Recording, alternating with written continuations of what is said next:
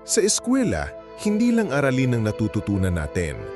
Natututo rin tayo kung paano harapin ang emosyon, lalo na kapag hindi umaayon ang resulta sa inaasahan natin. May mga estudyanteng mataas ang pangarap at mataas din ang expectation sa sarili. Pero minsan, kahit gaano ka ka-prepared, hindi mo makukuha ang perpektong score. Kapag hindi tugma ang grade sa effort na binuhos, minsan parang guguho ang mundo. May ilan na agad na dadala ng emosyon, iyak, galit, o tahimik na lang sa sulok.